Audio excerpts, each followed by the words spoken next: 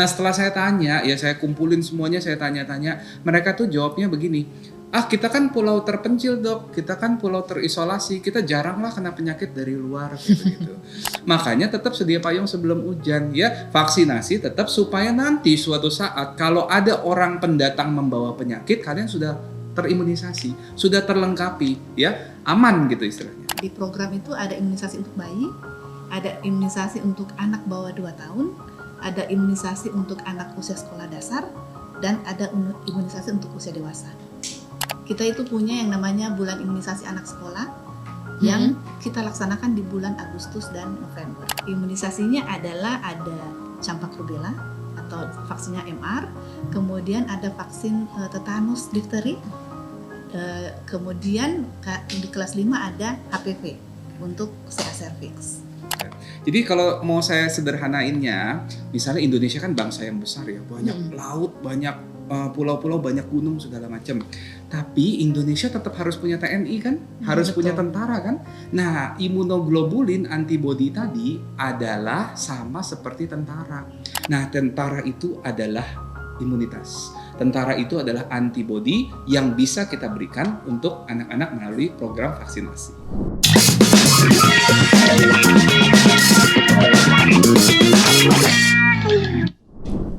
Halo Humasian, selamat datang di Bako Humas Talks dari hati untuk negeri. Saya Dazen Frila kali ini akan memandu obrolan hangat di episode ketiga kali ini ya. Sesuai dengan tema kita, peduli imunisasi, kebal sejak dini, hebat nanti.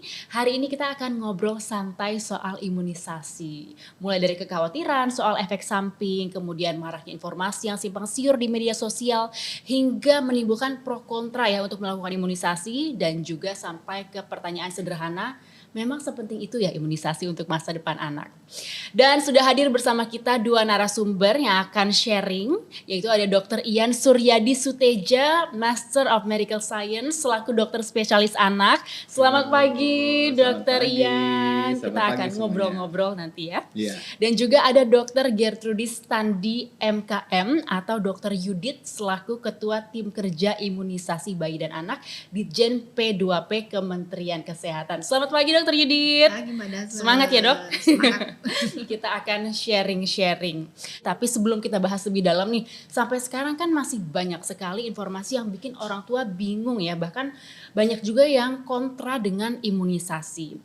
Tapi sebelum kita bahas mitos-mitos yang beredar, dokter, ada nggak sih pengalaman orang tua yang tadinya ragu atau bahkan menolak imunisasi anaknya, jadi berubah pikiran misalnya jadi mau imunisasi setelah ngobrol atau konsultasi dengan dokter Ian? Iya banyak ya, belakangan ini apalagi makin banyak ya, karena kan sosial media udah banyak banget ya, ada di sosial media yang pro, ada sosial media yang kontra.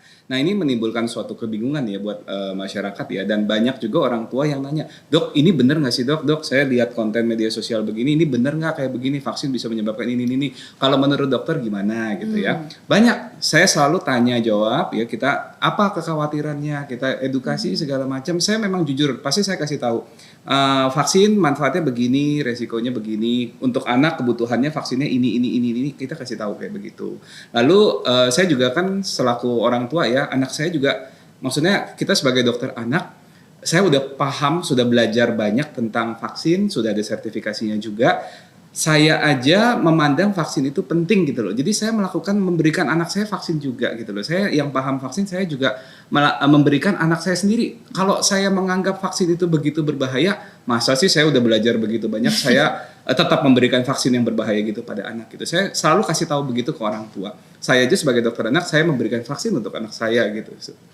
Jadi itu suatu hal yang saya jelaskan, oh iya juga, nanti mereka langsung mikir, bener juga ya, dokter-dokter udah pada belajar banyak, masa nggak mau vaksin anaknya gitu loh. Kalau vaksin itu bahaya, masa gitu ya. Jadi dari situ mereka pasti nanti mikir, ya, terus kemudian mereka akan memilih apakah benar-benar mau atau enggak, tapi kebanyakan ujung-ujungnya jadi setuju untuk divaksin gitu. Jadi pasti saya kasih tahu, dan saya sebagai dokter, saya memberi contoh dengan memberikan vaksin anak saya. Oke, jadi kan sebenarnya vaksin itu sudah sangat direkomendasikan oleh para dokter ya. Nah, jadi kekhawatiran para orang tua yang muncul untuk menolak mengimunisasi anaknya itu sebenarnya didasarkan oleh apa, Dok? Iya, Biasanya? jadi banyak ya. Oh ya, balik lagi semua kan sekarang lagi era media sosial ya.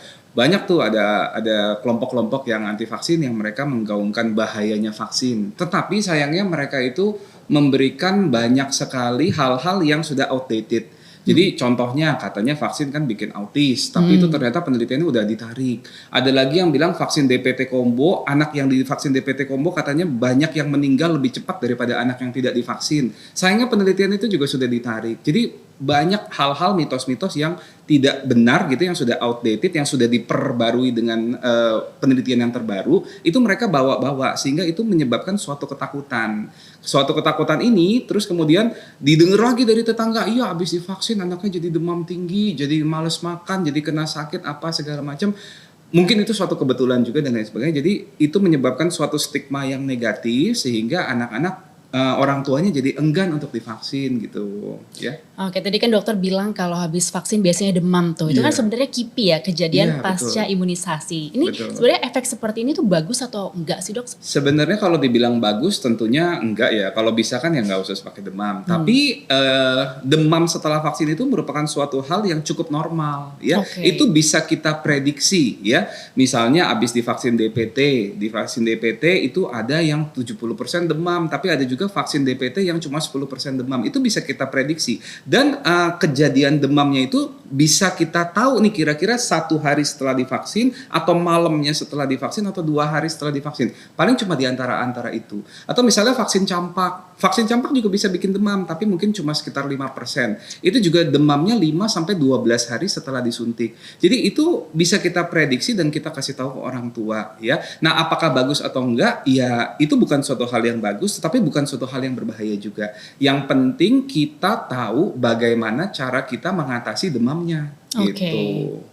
Nah, ini kalau demamnya setelah imunisasi. Kalau misalnya anaknya memang lagi demam nih, lagi Iya. sakit, itu boleh nggak diberikan imunisasi, Dok? Boleh dong, boleh ya. Oh, tetap boleh ya? Boleh banget, ya nggak apa-apa. Jadi gini, sebenarnya kalau kita bahas ilmu dasar vaksin lagi, vaksin itu tuh ada 2 ya, ada tipenya 2. Ada vaksin yang isinya adalah antigen yang sudah mati, yang nggak ada virus hidupnya atau kuman hidupnya. Ada vaksin yang masih hidup, tapi sudah dilemahkan, live attenuated ya.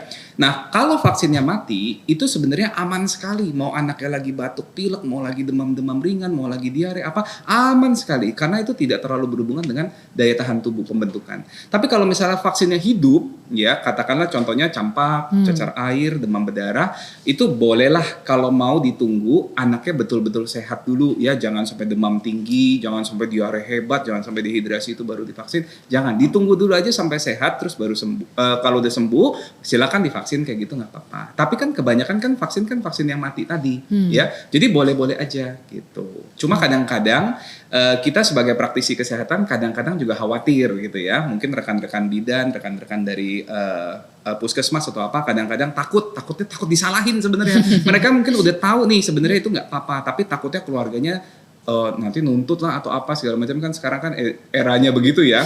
Tapi sebenarnya nggak apa-apa secara umum. Oke, jadi dilihat tergantung dengan penyakitnya juga ya. Kalau Betul. penyakitnya ringan masih boleh untuk boleh. divaksin. Apalagi kalau cuma batuk-batuk aja ya, Dok ya, Betul. jangan sampai ditunda. Nah, tadi Dokter Ian juga sempat mention mengenai rumor-rumor mitos yang bilang kalau di imunisasi itu bisa menyebabkan autisme gitu contohnya. Kalau case-nya justru dengan anak yang memang berkebutuhan khusus atau berada di spektrum autisme, Dok, seperti Down syndrome misalnya. Apakah tetap diberikan imunisasi atau ada ketentuan khusus, Dok? Nah, itu justru harus ya. Justru kalau mereka, maaf ya, misalnya contohnya adalah Down syndrome. Down syndrome itu kan kita tahu bahwa anak-anak yang punya Down syndrome itu punya justru daya tahan tubuhnya itu lebih lemah daripada kita sebagai gitu ya? anak normal ya. Nah, maka dari itu kita justru harus memberikan perlindungan yang khusus. Justru anak-anak yang berkebutuhan khusus itu mereka sulit untuk memproteksi diri sendiri, makanya kita sebagai orang tua harus memberikan haknya dia, yaitu kita berikan perlindungan khusus. Justru anak kebutuhan khusus wajib, kudu, mesti dan justru lebih diprioritaskan untuk mendapatkan vaksinasi.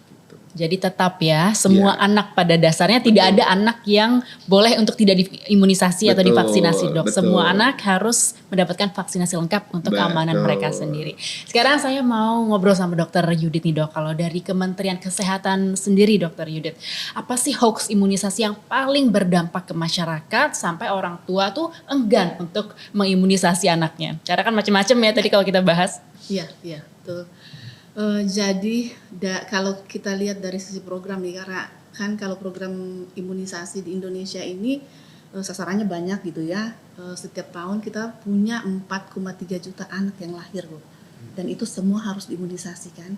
Nah, ya hoax yang memang paling banyak berpengaruh itu adalah banyak tentang isu keamanan vaksin. Iya. Jadi masyarakat itu banyak mendengar informasi bahwa vaksin bisa menyebabkan tadi autis lah, kemandulan lah gitu ya. Dan juga tentang kandungan vaksin itu sendiri.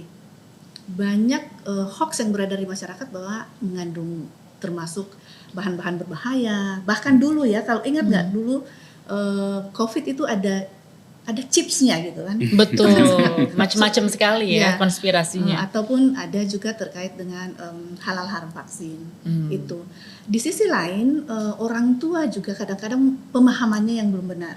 Ini juga yang salah satu hal yang menjadi tantangan besar dalam penyelenggaraan program imunisasi adalah pemahaman orang tua bahwa kalau anaknya sehat ya sudah tidak usah diimunisasi. Padahal tadi ya Dokter Ian, seharusnya imunisasi ini adalah upaya kita untuk melindungi anak ini agar tetap sehat. Jadi kalau ada bibit penyakit itu sudah punya kekebalan terhadap penyakit tersebut. Oke, dengan berbagai hoax yang beredar itu, Dr. Yudit, Kementerian Kesehatan menyikapinya seperti apa? Ya, kami terus berupaya gitu ya.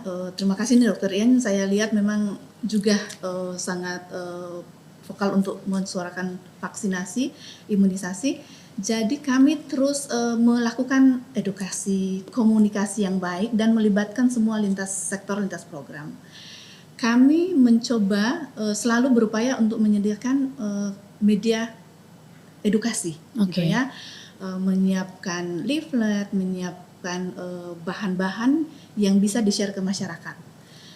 Kami juga melibatkan tenaga kesehatan karena dari studi-studi yang dilakukan ternyata masyarakat ini 70% itu masih percaya pada tenaga kesehatan. Sehingga kita memanfaatkan itu. Kita memberikan informasi, membekali tenaga kesehatan tentang informasi yang benar tentang imunisasi untuk kemudian nanti menyampaikan ke masyarakat. Kami juga melibatkan organisasi profesi ya seperti IDAI, IDI, IBI, PPNI untuk membantu mengedukasi masyarakat dan juga tentu tokoh-tokoh agama dan tokoh masyarakat setempat untuk sama-sama memberikan informasi yang baik dan benar tentang imunisasi. Oke, kadang kan banyak juga ya ibu-ibu yang menanti-nantikan imunisasi gitu ya. Itu sebenarnya masih bisa dilakukan, ada batasan waktunya nggak sih Dok untuk ibu-ibu yang misalnya anaknya udah kepalang besar gitu tapi belum imunisasi? Oke. Jadi memang di program imunisasi IDAI juga punya jadwal imunisasi. Program ada jadwal imunisasi sesuai siklus hidup gitu ya, yang menjadi umur ideal seorang anak untuk mendapatkan imunisasi. Jadi ketika anak itu diberikan imunisasi sesuai jadwal tersebut, itulah umur yang paling ideal untuk anak tersebut mendapat kekebalan. Artinya penyakitnya banyak pada usia itu, tetapi karena sudah kita berikan imunisasi maka sudah akan kebal terhadap penyakit tersebut. Bagaimana kalau telat? Gitu kan? Kalau telat tidak apa-apa. Bukan tidak apa-apa ya, usahakan tetap jadwal ideal, tapi kalaupun telat masih bisa dikejar. Imunisasi itu ada yang namanya kejar, jadi misalnya kelewat 1 hari, 1 minggu, 1 bulan itu masih bisa dikejar. Bahkan untuk imunisasi tertentu seperti tadi DPT, HBHIB itu masih bisa sampai 5 tahun. Kemudian untuk misalnya PCV itu masih bisa sampai 5 tahun. Kalau sudah lewat misalnya Dok? Kalau sudah lewat itu misalnya untuk tetanus ataupun difteri itu masih bisa kita berikan pada saat anak itu di usia sekolah, sekolah dasar. Itu masih bisa dikejar untuk tetanus, difteri, ada yang TD, ada measles, rubella, campak rubella juga masih bisa dikejar. Jadi ada batas terlambatnya nggak dok? Yang udah nggak bisa lagi deh berarti divaksin gitu. Ya memang ada sih ya, ada usia-usia tertentu, ada vaksin yang ya misalnya hepatitis B0 itu hanya kalau di program hanya bisa sampai umur 7 hari gitu ya, atau rotavirus. Rotavirus itu hanya bisa diberikan sampai 7 bulan gitu. Sesudah itu tidak diberikan lagi. Kenapa? Karena ya udah nggak terlalu bermanfaat juga kalau diberikan karena udah lewat usianya. Oh oke. Kalau dari sisi medis nih dokter Ian, apa sih dampak jangka panjang bagi anak yang kelewatan imunisasi dasarnya? Ya sebenarnya kalau dampak jangka panjangnya sebetulnya nggak ada gitu ya. Cuma kan kalau misalnya kita kelewatan untuk vaksin berarti kita tidak mendapatkan kekebalan ya. Saya coba nyambung sama ceritanya Dokter Yudit. Misalnya tadi rotavirus nih. Rotavirus itu adalah salah satu virus vaksin yang paling sering terlambat. Ya kenapa? Karena dosis pertamanya nggak boleh lebih dari 3 bulan. Nggak boleh lebih. Begitu dia lebih dari 3 bulan, misalnya 4 bulan baru minta, nggak boleh, udah nggak boleh. Karena dia bisa meningkatkan resiko ususnya kejepit. Ada yang namanya intussusepsi. Nah, tapi rotavirus itu kan penting banget nih, ya, karena rotavirus itu memberikan perlindungan terhadap diare. Dan diare rotavirus itu adalah diare yang paling sering terjadi pada anak-anak Indonesia. Nah, coba kita bayangkan, misalnya anak rata-rata umur 2 tahun itu 4 kali mengalami diare. Dan salah satunya pasti karena rotavirus, ini berdasarkan penelitian nih. Nah, kalau kita memberikan vaksinasi terhadap rotavirus, setidaknya dia mengurangi resiko terjadinya diare akibat rotavirus. Ya kalau misalnya anak diare terus amit-amit ya, sampai berat badannya turun, dehidrasi, bahkan sampai resiko kematian. Ingat, diare adalah salah satu penyebab kematian balita nomor 1 di dunia, atau bahkan di Indonesia. Ya, jadi dampaknya adalah apa? Kalau anaknya sampai dehidrasi banget apa-apa, ya pasti kan dampaknya bisa meninggal di saat itu, ya. Berat badannya jadi kurang, gizinya jadi kurang. Atau pernah dengar yang namanya batuk 100 hari ya, batuk pertusis ya. Itu kan diberikan vaksin. Coba misalnya anaknya itu, saya udah banyak sekali mendapatkan anak-anak yang berat badannya turunnya sampai 2 kilo, 3 kilo karena kena batuk 100 hari. Ya, bayi-bayi umur 4 bulan kena batuk bener-bener 100 hari sampai infeksi paru apa segala macam. Padahal kita tahu seberapa pentingnya kenaikan berat badan waktu bayi, ya kan? Buat mencegah stunting, ya, buat naikin IQ, buat pertumbuhan perkembangannya dan lain sebagainya. Jadi dampak jangka panjangnya kalau kita kehilangan kesempatan vaksinasi, ya kalau anaknya kurang beruntung dan dia kena penyakit yang bahaya, ya anaknya bisa selesai gitu, bisa sampai amit-amit, bisa sampai meninggal, bisa sampai gizinya kurang, pertumbuhannya terganggu dan lain sebagainya gitu. Secara langsung tidak ada, tetapi secara tidak langsung jelas banyak dampaknya. Oke, jadi ini benar-benar pencegahan yang sangat kita butuhkan untuk Betul. anak-anak tentunya ya.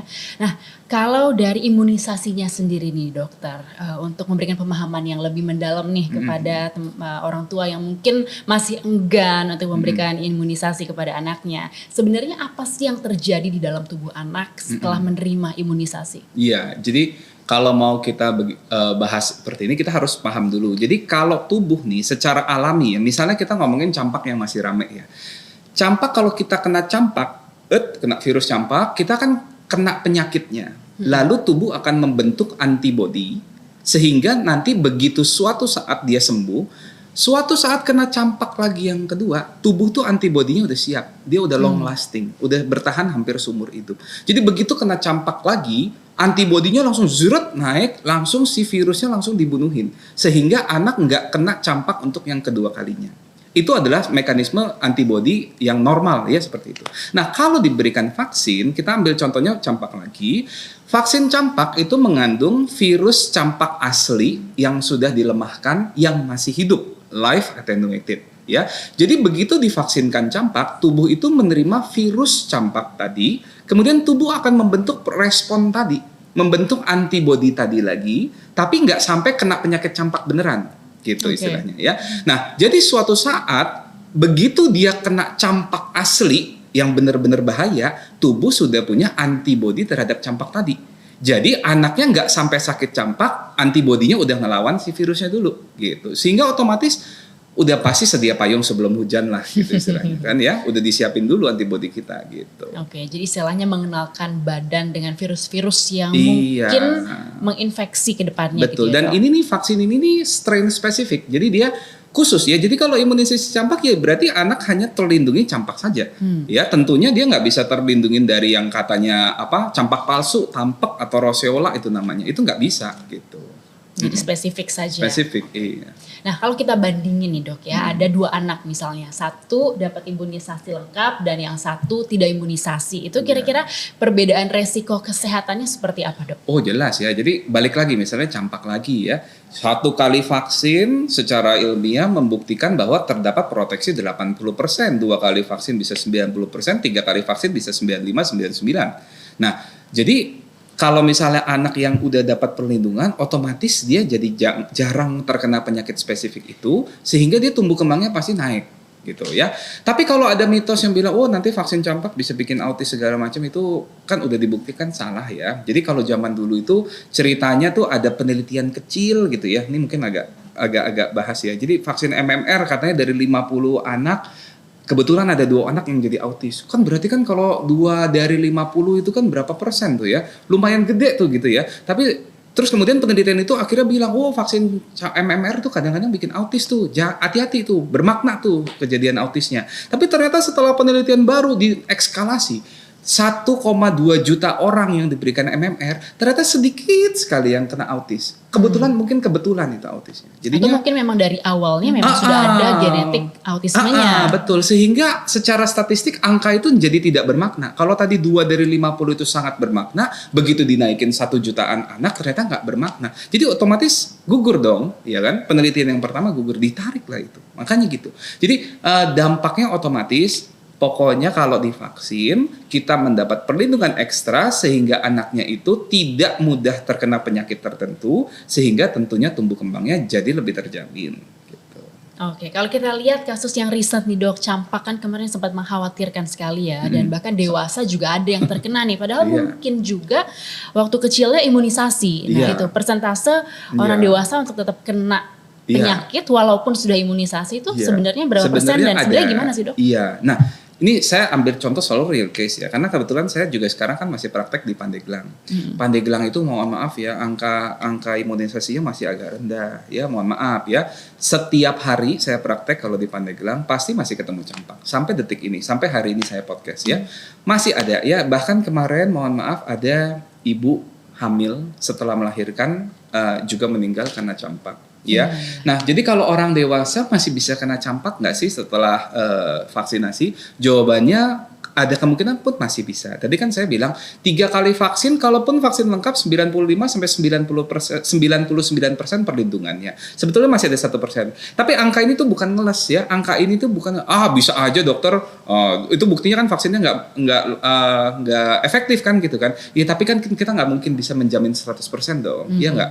Kayak anak demam aja kita kasih paracetamol nggak bisa jamin 100% turun demamnya kan kayak gitu kan. Sama vaksin juga begitu. Ada kemungkinan kecil masih bisa terkena infeksi ya. Kalaupun terkena infeksi biasanya campaknya nggak berat karena tadi tubuh sudah punya antibodi gitu ya. Tetapi kan kita perlu memastikan lagi, satu, bener nggak vaksin campaknya udah lengkap, iya kan? Kalau orang-orang dulu pernah vaksin dok, tapi nggak yakin bener nggak tuh vaksin campak, bener nggak udah 3 kali gitu kan. Terus yang kedua, jangan-jangan dia orang dewasa ini sedang daya tahan tubuhnya sedang rendah banget. Dia mungkin amit-amit sedang mengalami suatu keganasan kanker yang bisa bikin daya tahan tubuh turun, sedang mengkonsumsi obat-obatan yang nurunin daya tahan tubuh, steroid seperti itu, sedang badannya benar-benar kurang fit, gizinya jadi jelek, buruk dan lain sebagainya. Mungkin ada hal-hal tertentu yang bisa menyebabkan dia daya tahan tubuhnya sangat lemah sehingga terkena campak meskipun sudah divaksin gitu. Oke, jadi kemungkinan untuk terkena penyakit tetap ada, tapi bagaimanapun anak-anak yang diimunisasi akan lebih kuat dan lebih secara tidak statistik rentan udah jelas banget. Penyakit, itu ya? Statistik udah jelas ya. Kita kan kalau dokter kan ngomong harus evidence ya. Saya ngomong begini juga harus ada bukti penelitiannya gitu. Oke, kalau dari data Kemenkes nih Dokter Yudit, penyakit apa sih yang paling sering menyerang anak-anak yang tidak diimunisasi? Ya. Kalau kita bicara tentang data dan imunisasi, ya memang karena imunisasi ini dalam program itu sudah ada 14 penyakit yang bisa dicegah yang masuk ke dalam program. Sehingga yang banyak ditemukan ketika anak-anak tidak diimunisasi itu yang kasus, kalau imunisasi rendah itu kasus yang akan banyak itu campak, kemudian difteri, kemudian pertusis, ya. Kemudian ada juga polio, tapi sekarang sih udah enggak ya. Tapi dulu 3 atau 4 tahun yang lalu kita punya KLB polio.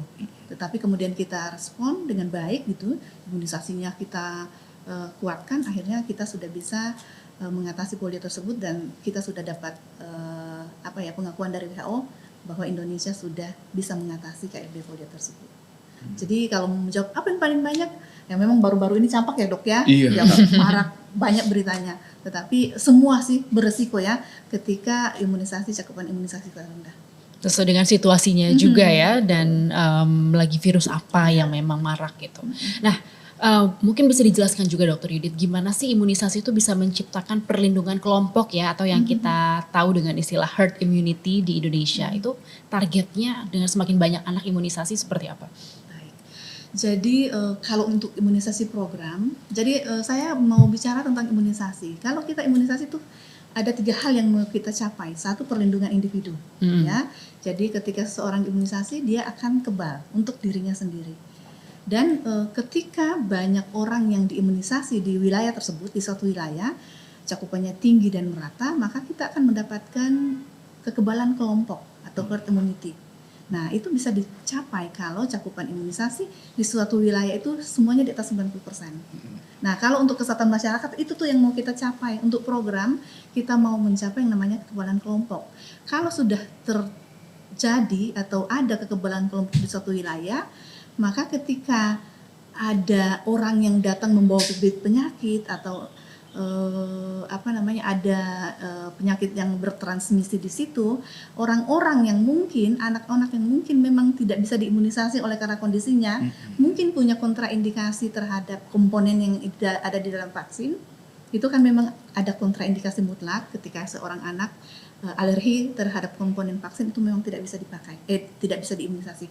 Kalau kemudian anak ini tidak diimunisasi oleh karena kondisinya, maka anak ini terlindungi. Karena di situ ada yang namanya kekebalan kelompok. Orang-orang yang diimunisasi sudah akan melindungi anak yang tidak diimunisasi ini. Jadi kadang-kadang ini ya, Mbak Dason, ada orang tua yang bilang anak saya tidak diimunisasi tidak apa-apa kok. Ada tuh. Banyak. Nah, seharusnya orang tua ini berterima kasih pada anak-anak orang tua yang ada di situ yang mengimunisasi anaknya, karena dia mendapat manfaat dari tidak tersebarnya virus-virus ini oleh anak-anak yang diimunisasi.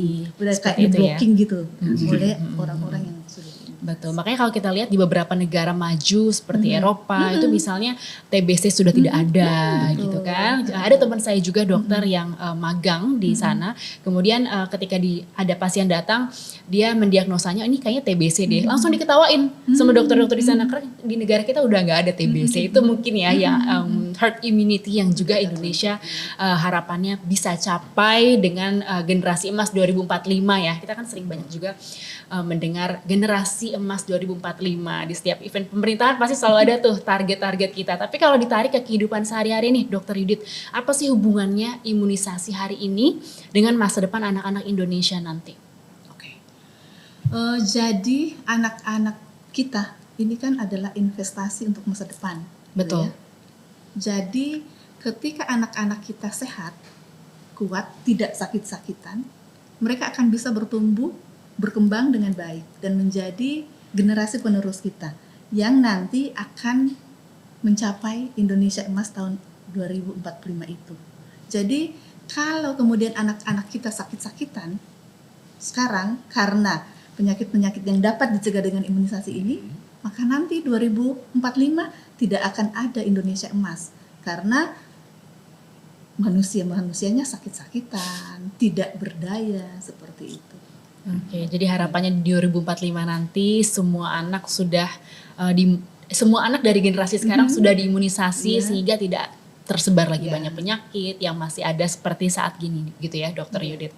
Nah, saya juga penasaran, tadi kepikiran juga kalau imunisasi itu kan mudah ya untuk kita yang tinggal di kota.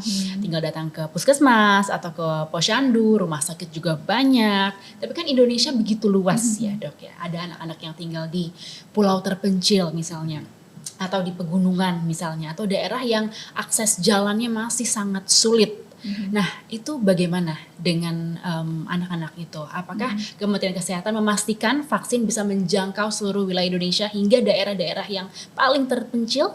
Gimana, Dok? Betul sekali tuh, bahwa Indonesia ini karena negara kepulauan, kondisi geografisnya sangat bervariasi. Kita punya anak-anak yang tinggal di puncak-puncak gunung. Kita punya anak-anak yang di pulau-pulau, gitu kan. Semua anak-anak ini punya hak yang sama dengan anak-anak yang ada di perkotaan. Mereka punya hak untuk hidup sehat.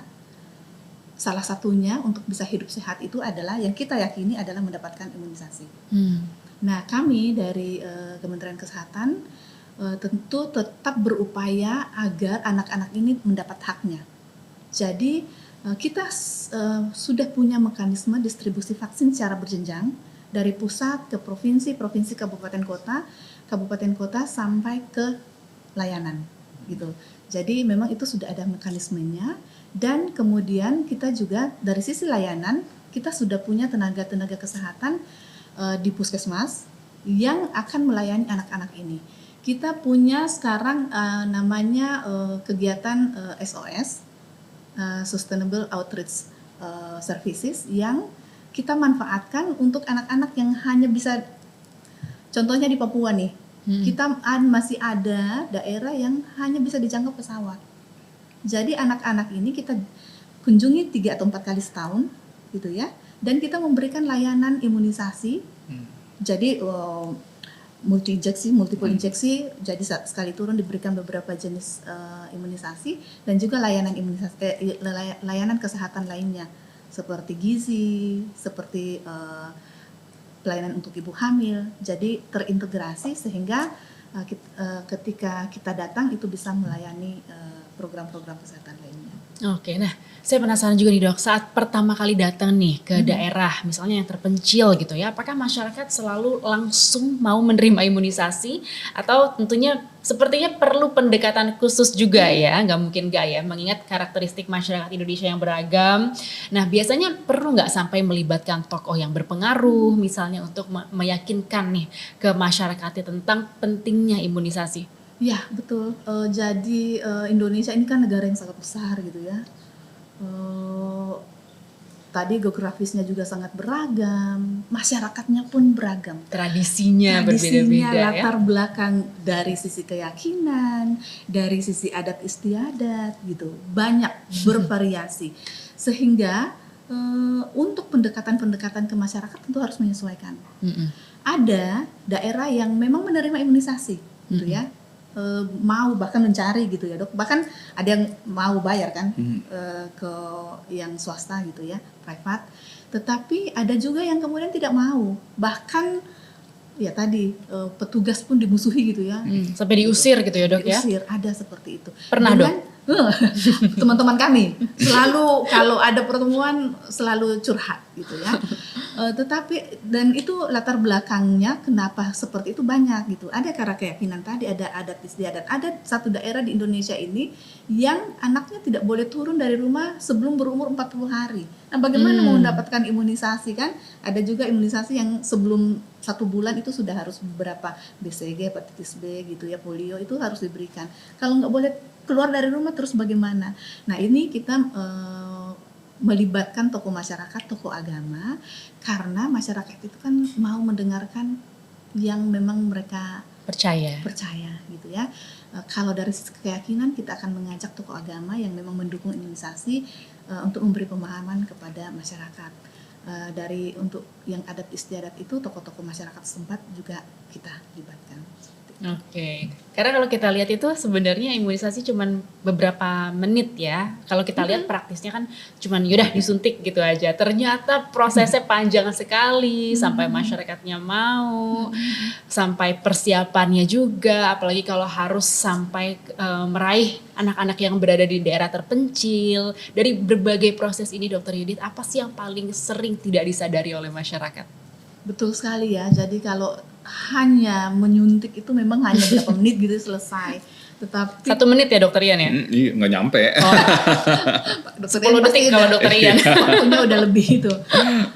Tapi di balik itu persiapan untuk seorang anak diimunisasi panjang perjalanannya. Mulai kalau dari kami itu perencanaan vaksinnya. Jadi yang tadi saya bilang kita punya 5,3 juta anak yang lahir setiap tahun. Itu harus direncanakan vaksinnya, juga tentu penyiapan anggaran. Menghitung berapa vaksin yang dibutuhkan. Ketika vaksin sudah ada, kemudian mendistribusikan sampai ke tingkat layanan dengan Indonesia yang sangat luas ini. Dan kita memang mau memberikan imunisasi itu yang aman dan berkualitas, ya kan? Nah, bagaimana kita menjaga kualitas vaksin ini tetap terjaga? Prinsipnya adalah kualitasnya harus sama sejak dari pabriknya sampai di tingkat layanan. Nah, ini vaksin ini kan nggak sama kayak obat. Kalau obat kan relatif lebih mudah Lebih awet ya, Dok? Ya, penanganannya. Kalau vaksin ini kan harus dijaga rantai dinginnya. Betul. Dia harus dijaga 2-8 derajat Celcius mulai dari pabriknya sampai ke tingkat layanan. Nah, bagaimana menjaga rantai dingin vaksin ini juga tantangan tersendiri. Sama seperti kalau kita belanja sayuran, kan kalau lama itu kan akan rusak gitu ya. Betul. Nah, harus dijaga, ataupun daging gitu ya, kan harus dijaga tuh rantai dinginnya agar tetap bagus. Nah, seperti itulah kami mengelola vaksin. Bagaimana mengirimnya, bagaimana kami memonitor bahwa vaksin ini tetap berada pada suhu yang disyaratkan. Itu pertama. Yang kedua terkait dengan layanan imunisasinya. Bagaimana kita bisa menjamin bahwa tenaga kesehatan yang memberikan imunisasi itu betul-betul sesuai dengan prosedur yang tepat gitu. Karena imunisasi itu kan tidak hanya menyuntik ya, Dok ya. Ada kemiringannya untuk vaksin-vaksin tertentu. Ada yang suntiknya intramuskular, ada intraderma kayak gitu-gitu. Jadi harus ada teknik tertentu untuk vaksin tertentu. Nah, itu bagaimana kami meyakinkan bahwa petugas itu paham bagaimana cara memberikan untuk seluruh Indonesia, juga tantangan tersendiri. Jadi kami terus memberikan pelatihan kepada teman-teman ya secara berjenjang, provinsi, kabupaten, kota sampai tingkat puskesmas untuk memberikan imunisasi yang sesuai standar. Oke, jadi sudah begitu besar ya upaya dari Kementerian Kesehatan untuk memastikan efektivitas dari vaksinnya sendiri dan juga dari yang tenaga kesehatannya juga sendiri untuk bisa dirasakan oleh masyarakat di Indonesia. Tuh makanya Ayah Bunda Humasians, kalau ada vaksin gratis jangan sampai dilewatin, jangan sampai anaknya gak diimunisasi, karena rantai persiapannya aja sudah begitu besar ya, dan ini adalah hal yang sangat penting untuk kesehatan anak. Oke, tadi Dokter Yudit cerita tentang tantangan memberikan imunisasi di tempat-tempat yang terpencil nih, Dok. Padahal di kota besar aja kita juga udah sulit sekali ya seringnya untuk mendorong orang tua mengimunisasi anaknya. Banyak kan orang tua yang nggak mau malah ya daripada orang tua yang inisiatif gitu. Nah, kalau dari Dokter Ian sendiri, apakah punya pengalaman untuk menghadapi orang tua yang misalnya tinggal di tempat yang minim informasi, lalu menolak untuk diimunisasi dan juga ngeyel misalnya ya, Dok ya. Itu gimana sih cara meyakinkan mereka bahwa mau baik di kota ataupun di daerah terpencil ya yang namanya imunisasi tetap penting untuk dilakukan. Iya. Jadi bulan lalu tuh saya kan sempat bakti sosial tuh di Pulau Kangean, Pulau Mamburit. Itu Wah, pernah dengar nggak tuh ya? Itu kira-kira 8-9 jam perjalanan laut naik kapal dari Madura, ujung Madura dari Sumeneb. Nah itu ya. Jadi di situ ya seru lah 4 hari 3 malam kira-kira ya. Di situ kita kan melakukan bakti sosial ya, posko-posko kesehatan gratis, edukasi masyarakat dan lain sebagainya. Ternyata banyak loh dari mereka juga yang sebenarnya belum diimunisasi. Status imunisasi banyak yang nggak lengkap. Anaknya juga banyak yang sakit-sakit, yang gizi kurang, stunting dan lain sebagainya banyak ya. Tapi setelah saya cross check lagi, kita lihat puskesmasnya ternyata vaksinnya lengkap kok, kualitasnya masih bagus-bagus ya. Tersedia semuanya ada. Cuma masalahnya masyarakat banyak yang enggan untuk datang untuk kemudian divaksin. Nah setelah saya tanya, ya saya kumpulin semuanya, saya tanya-tanya, mereka tuh jawabnya begini, kita kan pulau terpencil, Dok, kita kan pulau terisolasi, kita jarang lah kena penyakit dari luar gitu. Terus saya tinggal bilang, emangnya di sini nggak ada campak? Saya bilang kayak gitu. Oh ternyata banyak ya, tetangga saya kena campak ya, teman saya kena campak. Saya terus kasih tahu, Bu, kalian tahu nggak ya beberapa tahun lalu itu di Sumeneb ya di Madura itu kan pernah outbreak campak ya dok ya. Itu sampai banyak sekali anak-anak yang meninggal. Dan pulau ini itu kan punya akses ya di mana anak-anak atau orang-orang dari Sumeneb itu bisa aja datang membawa penyakit dan kemudian menginfeksi kalian gitu loh. Jadi apakah kalian pasti bisa menjamin kalian terisolasi, pasti mendapat perlindungan yang pasti? Jawabannya pasti enggak. Makanya tetap sedia payung sebelum hujan ya. Vaksinasi tetap supaya nanti suatu saat kalau ada orang pendatang membawa penyakit, kalian sudah terimunisasi, sudah terlengkapi, ya aman gitu istilahnya. Nah itu kalau dari pulau terpencil. Nah tapi saya juga punya banyak lah pendekatan-pendekatan ya. Kalau di Pandeglang itu ya waktu saya datang pertama kali itu ya itu kan angka imunisasi rendah sekali. Tiba-tiba sekarang makin lama makin banyak yang diimunisasi. Bahkan dinas kesehatannya juga terima kasih sama kita, angka cakupan imunisasi meningkat drastis. Nah caranya gimana? Caranya ya saya membuat media sosial ya. Saya memberikan informasi-informasi di mana kalian bisa lihat banyak sekali kasus-kasus asli ya. Saya videoin tuh kasus-kasus asli campak ya. Ini kita ngomongin campak terus karena campak lagi rame ya. Betul. Anak-anak yang benar-benar kena campak saya sampai kasih video. Nih 1 hari saya praktek ada 7 anak campak. Coba bayangin. Yang baru yang datang sama saya dan 7-7-nya perlu dirawat inap. Saya kasih lihat campak yang sampai infeksi paru, sampai butuh oksigen tingkat tinggi yang perlu sampai ke ICU. Saya kasih lihat campak yang sampai kena infeksi otak, anaknya sampai bengong, sampai nggak sadarin diri, sampai kejang-kejang. Saya kasih lihat sebegitu mengerikan ya, penyakit campak itu yang sampai kasih lihat ada anak yang sampai amit-amit meninggal karena campak. Akhirnya apa? Akhirnya media sosial ini memberikan suatu dampak, orang nonton jadi takut gitu ya istilahnya, dan akhirnya mereka mencari pertolongan ke puskesmas untuk diberikan vaksin. Jadi saya rasa informasi dari media sosial itu sangat membantu dalam program vaksinasi juga gitu. Nah, tadi kita juga sudah bahas bagaimana perjuangan menghadirkan layanan imunisasi hingga ke berbagai daerah di Indonesia nih, seperti yang diceritakan oleh Dr. Yudit. Dan juga Kementerian Kesehatan kan memastikan agar perlindungan ini bisa menjangkau setiap anak ya, Dok ya, sesuai dengan usianya. Nah, seperti apa sih programnya dari Kemenkes ini untuk memastikan imunisasi dijangkau seluruh anak? Boleh diceritain Dr. Yudit? Ya, siap. Kita sekarang dulu kita itu paradigmanya adalah imunisasi dasar lengkap. Waktu itu kita masih dulu ya Dokter Rian masih berpikir bahwa imunisasi itu hanya perlu untuk bayi-bayi. Seiring kemajuan ilmu pengetahuan itu akhirnya kita sekarang dari program itu paradigmanya adalah imunisasi sesuai siklus hidup. Artinya imunisasi ini harus selalu lengkap sesuai siklus hidup. Jadi kalau di program itu ada imunisasi untuk bayi, ada imunisasi untuk anak bawah 2 tahun, ada imunisasi untuk anak usia sekolah dasar, dan ada imunisasi untuk usia dewasa. Nah, jadi kita harus memastikan bahwa anak ini selalu lengkap, baik saat usia bayinya, baduta maupun anak usia sekolah dasar. Nah, saya mau, karena ini sudah bulan Juni, bentar lagi Agustus. Kita itu punya yang namanya bulan imunisasi anak sekolah yang kita laksanakan di bulan Agustus dan November. Jadi ini sudah dekat ke bulan Agustus.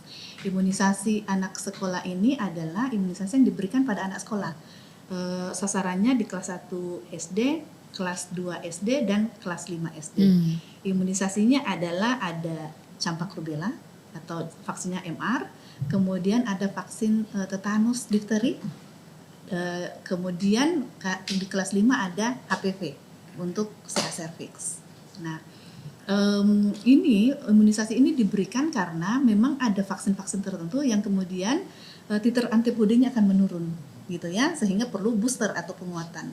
Nah, itu diberikan pada anak baduta maupun pada anak usia sekolah dasar ini. Dan memang ada juga vaksin yang memang usia pemberiannya memang paling tepat di situ, seperti HPV, Human Papilloma Virus, yang untuk pencegahan CA cervix itu yang memang diberikan pada anak-anak remaja paling bagus gitu ya untuk mencegah CA cervix suatu saat nanti gitu. Imunisasi ini semuanya gratis ya karena memang disiapkan pemerintah dan tidak anak usia sekolah ini imunisasi bias ini tidak hanya untuk anak yang sekolah di sekolah formal tetapi juga untuk anak yang anak usia sekolah yang tidak sekolah. Nah, pertanyaannya bagaimana menjangkau anak-anak yang tidak sekolah ini? cakupan kita untuk imunisasi anak sekolah ini memang selalu tinggi karena petugas itu dimudahkan. Anak-anak sudah kumpul di sekolah, tinggal kita datang memberikan imunisasi. Tetapi yang di luar sekolah ini gimana cara mencarinya, gitu kan? Anak-anak usia 7 tahun, 8 tahun, 11 tahun gimana cara mencarinya? Nah itu kita bekerja sama dengan dinas sosial ataupun dengan institusi-institusi yang mengurusi anak-anak yang tidak bersekolah ini. Jadi kami juga mengharapkan semua gitu ya, semua lintas sektor, lintas program yang mengurusi anak-anak yang tidak bersekolah ini bisa berkoordinasi dengan puskesmas untuk kemudian anak-anak ini bisa mendapatkan haknya untuk mendapat imunisasi. Mungkin itu. Oke, jadi upayanya mungkin sebisa mungkin seluruh anak sudah bisa diimunisasi secara gratis oleh Kementerian Kesehatan dari program bulan imunisasi anak sekolah ini ya, walaupun anak-anak yang tidak bersekolah, semoga lancar dan semoga semuanya mendapatkan juga ya, dan kolaborasi bersama dinas sosial bisa meraih anak-anak yang tidak beruntung juga, semoga mereka semua mendapatkan imunisasi dokter. Nah kalau dari dokter Ian sendiri nih, apakah imunisasi yang dilakukan melalui program BIAS ini dok, bulan imunisasi anak sekolah ini sudah cukup untuk menjadi fondasi imunitas seorang anak? Iya. Misalnya kalau orang tua hanya mengandalkan itu aja gitu ya? Jawabannya kalau memang sebelumnya sudah divaksinnya lengkap, ini udah mantap banget, udah cukup. Tapi alangkah lebih baiknya mungkin sebenarnya saya kurang tahu nih ada program ini, masih ada program. Misalnya ini anak kelas 1 SD atau 2 SD kan tadi kan dapat campak, dapat rubella, dapat DPT gitu ya, dapat DTD ya. Nah, kalau ternyata mereka belum vaksin lengkap di usia 1 tahun 2 tahun itu, kira-kira bisa kedeteksi nggak ya? Itu nanti mungkin saya mau tanya juga ya gitu ya. Karena kadang-kadang kan 1 tahun 2 tahun dia nggak divaksin sama sekali, baru dapat vaksin pertamanya justru di umur 6 tahun. Ya kalau baru 1 kali divaksin campak kan belum cukup gitu istilahnya. Tidak Apakah efektif ya? belum efektif? Apakah memang ada atau tidak program untuk menjaring anak-anak yang ternyata belum? Kalau misalnya memang belum ada, itu mungkin bisa jadi salah satu usulan yang bagus yang selalu ditanyakan kepada orang tuanya dan juga kepada pengasuh-pengasuh dan lain sebagainya. Nah yang kedua, kalau bisa, kan ini saya udah terima kasih banget sama Kemenkes juga. Kan dulu kan bahkan nggak ada vaksin HPV ya, sekarang kan HPV jadi gratis. Dulu nggak ada vaksin PCV, sekarang PCV gratis. Mahal ya, itu mantep, itu udah mahal banget ya kalau kita bayar sendiri ya. Kalau bisa mungkin bisa ditambahin kan, kalau kita dokter anak kan seringnya kan apa sih demam tuh penyebabnya apa sih, DBD sama tipes, DBD sama tipes kan seringnya gitu ya, padahal DBD sama tipes tuh ada vaksinnya loh. Nah, siapa tahu nanti ke depannya untuk imunisasi sekolah bisa ditambahin deh, kalau nggak satu-satu deh nambah DBD dulu gitu misalnya. Gitu. Oke, saya biasanya kalau ibu-ibu dengar yang gratis-gratis ini langsung gatel kupingnya ya dok ya. Jadi kalau mau vaksin gratis ini seperti HPV itu kalau bayar sendiri mahal kan kata dokter ya.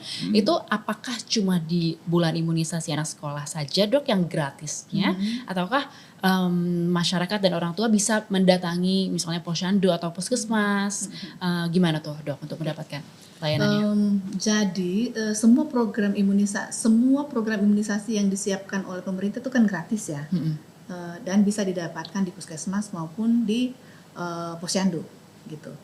Nah untuk BIAS ini karena memang sudah diatur penyelenggaranya seperti itu dengan mempertimbangkan berbagai hal, waktu anak sekolah, pengorganisasiannya lebih mudah gitu ya.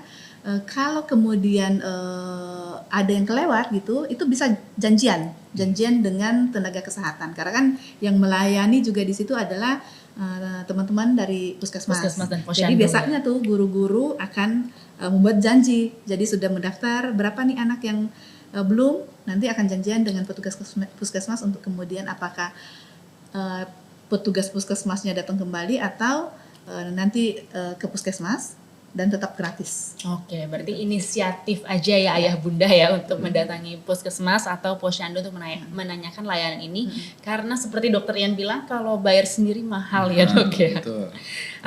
Jutaan. Dok kalau misalnya bayar sendiri nih dok, itu biasanya berapa dok? Iya tadi jutaan. Pasti jutaan. Kayak Pasti misalnya jutaan. vaksin PCV aja, PCV aja itu kan 1 juta. Betul. Pemerintah ngasih 3 dosis loh. Iya kan, usia 2 bulan, usia 4 bulan, Lumayan usia itu 12 bulan udah ngasih 3 juta gratis. Vaksin HPV bisa ratusan ribu sampai hampir sejutaan juga gitu. Dikasih 2 kali. Oh, mantap. Jadi jangan kelewatan ya. Bulan imunisasi anak sekolah atau langsung aja ke Posyandu dan Puskesmas. Nah, tadi kita udah ngobrol panjang soal imunisasi. Sekarang saya mau main pertanyaan nih, games sedikit boleh ya dokter, tentang mitos atau fakta, sekaligus juga menyentil beberapa hal yang tadi kita discuss juga ya. Jadi dokter Ian boleh bilang mitos atau fakta setelah saya sampaikan pernyataannya. Oke, siap dokter? Siap. Yang pertama, imunisasi bikin anak autis. Oh, udah pasti mitos. Zaman dulu dipercaya betul, sekarang dibuktikan mitos. Oke, mitos sudah sangat jelas mitos ya. Jadi jangan percaya lagi kalau ada yang bilang nanti anaknya autis karena itu sudah dibuktikan tidak gitu. Yang kedua, anak sehat nggak perlu diimunisasi. Oh, justru anak sehat, lagi sehat-sehatnya justru harus divaksin supaya mencegah.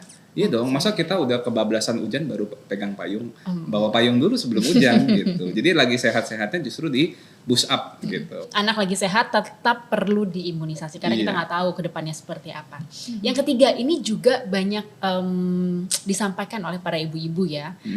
ASI saja cukup melindungi anak. Nah, Wah, itu gimana dok? ini Mitos atau tentunya fakta? enggak lah. Ya, ini boleh sekalian jelasin juga nggak sedikit? Boleh Sekalian boleh jelasin banget, ya. Dok. Jadi Apalagi gini, kalau udah 2 tahun dok, kan Ah, ibu-ibu pada pede banget tuh, saya iya. nyusuin anak saya 2 tahun jadi nggak mungkin betul. sakit. Sebenarnya betul banget ya, yang namanya ASI itu kan adalah yang terbaik ya, karena ASI itu mengandung banyak sekali nutrisi termasuk imunitas ya. Di ASI itu ada makhluk hidup, ada sel darah putih, ada imunoglobulin dan lain sebagainya. Dan ada yang namanya imunisasi yang diberikan dari ibu langsung ke anak melalui ASI. Ada juga gitu ya. Apalagi misalnya dari plasenta nih. Jadi misalnya ibu hamil, kayak misalnya istri saya lagi hamil, saya kasih dia vaksin 2. Saya kasih influenza vaksin sama saya kasih RSV vaksin. Ujung-ujungnya apa? Supaya anak saya sampai umur 6 bulan terlindungi dari influenza dan RSV gitu. Itu juga bisa diberikan dari ibunya ke anaknya ya. Jadi ASI itu memang nutrisi itu kan bagus sekali, penting sekali. Tapi itu tuh hanya untuk benteng di depan gitu. Hanya untuk benteng di depan. Tentara di dalamnya tuh belum ada. Ya, jadi ASI saja tidak cukup untuk melindungi dari campak dan lain sebagainya. Nggak bisa. Ya, jadi ASI saja mencukupi? Jawabannya sebenarnya ya mitos. Oke, jadi walaupun anak ibu sudah 2 tahun Iya. disusui tetap harus imunisasi, tetap harus divaksin. Yang terakhir nih dok, imunisasi bikin anak justru sering sakit.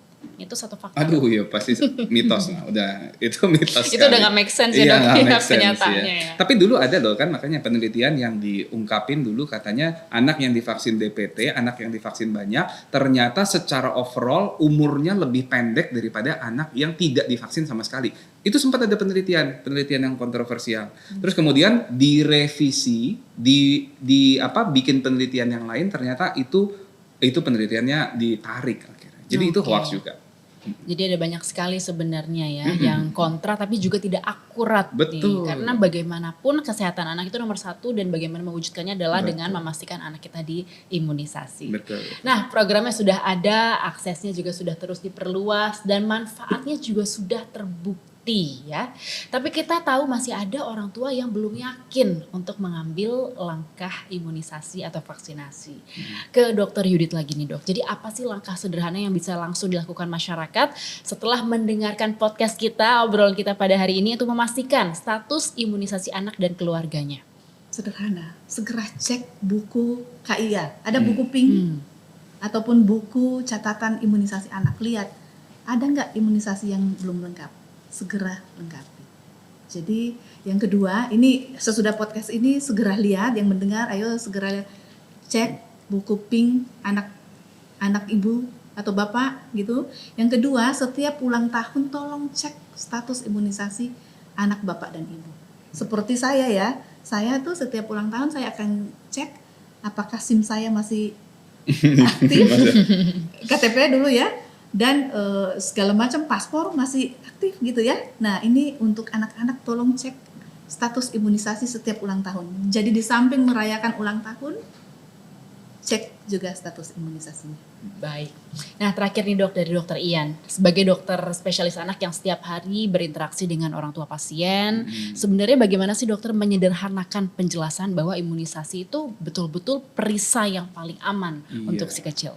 Jadi gini, ini gampangnya aja ya, kita kasih analogikanya. Kan tubuh itu sebenarnya udah punya mekanisme pertahanan diri sendiri ya. Mekanisme pertahanannya udah banyak nih, kulitnya begitu tebal, jadi bakteri susah masuknya. Di dalam saluran napas ada lendir-lendir, ingus dan lain sebagainya, itu juga bisa melindungi kita. Terus kalaupun kumannya bisa menembus masuk kulit, menembus masuk ke tadi lendir-lendir tadi, bisa menginfeksi. Terus kemudian di dalam tubuh tuh ada yang namanya ya tadi multivitamin apa segala macam bisa membantu juga. Jadi kalau mau saya sederhanainnya, misalnya Indonesia kan bangsa yang besar ya, banyak laut, banyak pulau-pulau, banyak gunung segala macam. Tapi Indonesia tetap harus punya TNI kan, harus punya tentara kan. Nah, imunoglobulin antibody tadi adalah sama seperti tentara. Jadi barrier tadi kulit lah ya, saluran napas punya lendir apa segala macam. Kayak ibaratnya lautan yang luas itu udah membentengi kita tuh. Pegunungan yang luas udah membentengi Indonesia dari serangan-serangan dari bangsa luar. Tapi apakah cukup? Jawabannya kan enggak. Indonesia masih harus punya tentara yang melindungi bangsa Indonesia supaya tetap utuh, tetap terjaga dari lingkungan luar, dari invasi-invasi bakteri dari luar. Nah, tentara itu adalah imunitas. Tentara itu adalah antibodi yang bisa kita berikan untuk anak-anak melalui program vaksinasi. Itu dia tadi ya, kalau boleh kita ingat analoginya. Karena bagaimanapun kita nggak tahu nih ke depannya apakah kita akan terkena penyakit atau tidak. Itu dia. Nah, Masian semua, hari ini kita belajar bahwa imunisasi adalah wujud nyata kasih sayang orang tua yang paling dasar ya. Dan ini bukan hanya soal suntikan, tapi soal memberikan perisai itu tadi ya, Dokter Ian, agar si kecil bisa bebas bereksplorasi, tumbuh sehat dan meraih mimpi tanpa rasa takut akan penyakit. Saya mengucapkan terima kasih banyak untuk Dokter Ian dan juga Dokter Yudit yang telah berbagi bersama kita pada hari ini untuk penjelasannya dan juga edukasinya. Dan juga Humasian semua, saya Dazen Frila pamit undur diri. Sampai jumpa di episode Baku Humas Talks selanjutnya. Baku Humas Talks dari hati untuk negeri. Bye-bye.